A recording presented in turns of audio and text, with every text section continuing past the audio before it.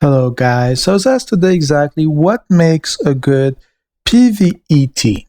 So the very first thing you need to know when we're talking about PvE is that they're not actually going to be using stones, but their base stats are going to be much higher.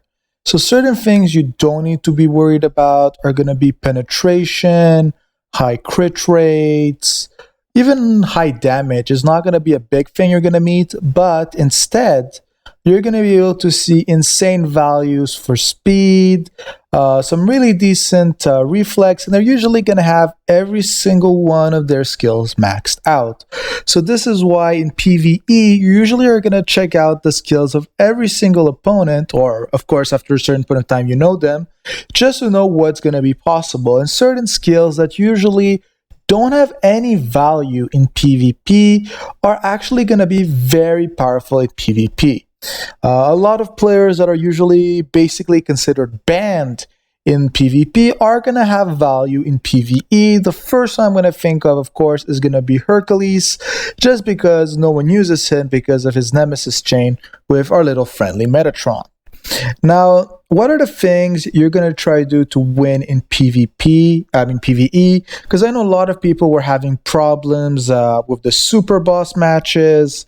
So there's a few things you need to realize right away.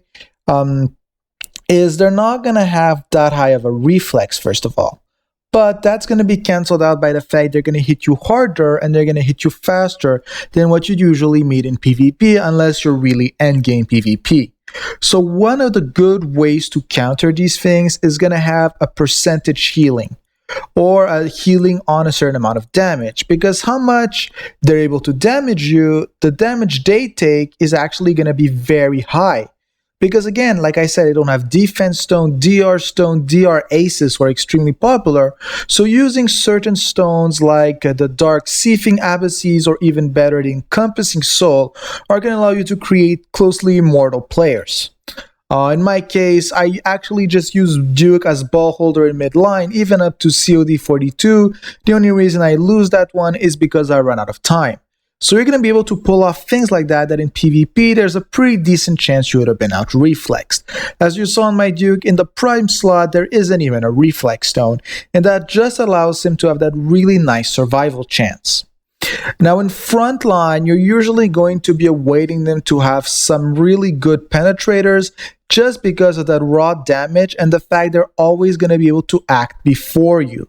So what's most common is usually to have an extremely fast player. You can throw a lane, you can throw a Milky Way, or you're going to throw a passer when holding the ball who has high DR.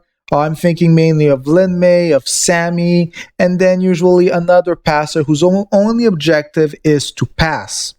Now, the big difference between PvP and PvE is they're not going to out-reflex you, but they're going to hit you harder. So really stacking up on the DR is going to have much more value.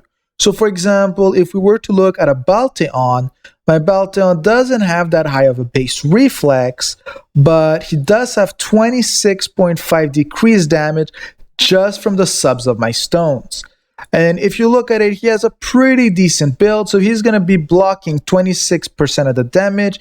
He has defense, he's going to heal 10% before an attack, and then he's going to recover 32% of the inflicted damage, and he has increased action speed, damage, critical rate. He's automatically going to crit. So for example, this Balteon is perfect for PvE because just in case there's any problem, the Thunder pass effect is going to allow him to not be out-reflexed. And of course, counterattack resistance has less value in PvE than it has in PvP. So again, there's a little bit of a change in the way you're going to set up the stones. Now, on the players themselves, again, most of the time, your PvE teams are going to be very similar to your PvP teams because then a lot of people are going to be giving you advice and you're not going to be building two sets of players. But of course, some players are just going to shine more in PvE. Players that shine a lot in PvE are going to be players that are not reflex based, especially.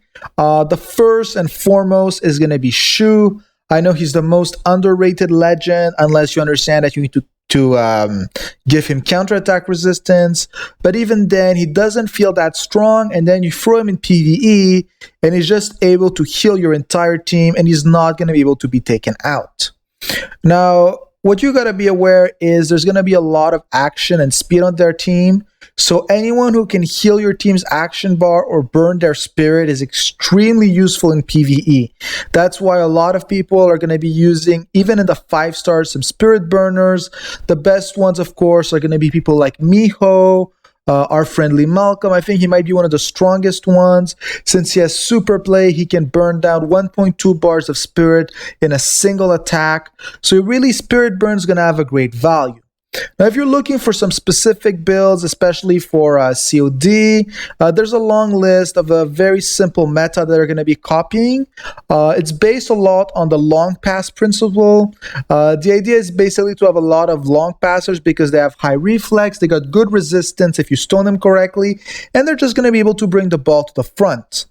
A lot of people try to use for PvE strikers with extremely high damage outputs by base. So we're thinking not usually utilities, people a lot like Char, William, Leventor.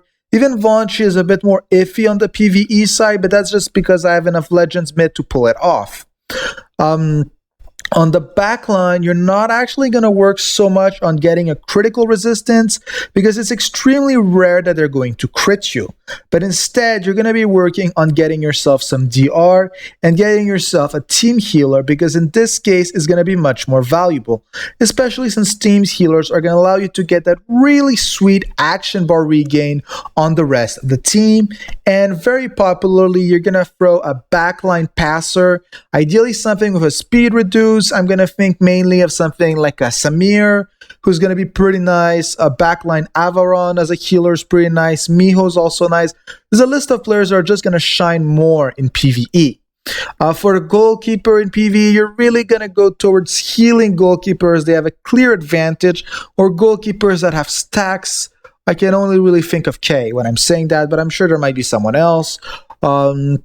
So that's why when you're looking at a PvE side, you're usually awaiting the fight to last a little bit longer, and you just want to be able, when you go front, to deal a lot of damage. Because it's very rare that in PvE they're going to be worrying about heal, and you got to know that they don't have stones again, so no one's going to have any healing stone like crit rate, like dribble, dark critical damage. Anything that heals is much less common.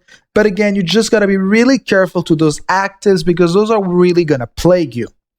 So again, if you want some more specific builds, I would say look at a few pretty nice COD build videos.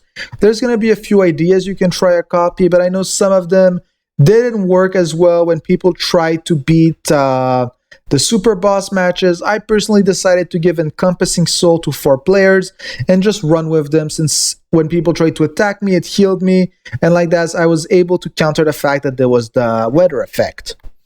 So I hope this helps people understand the basic difference. Again, this is just to answer a question that was asked. If you have any comment, opinions, write them down in the description below. And again, this was only for PvE and not for PvP. So be aware that the difference in stoning and setup will of course be different.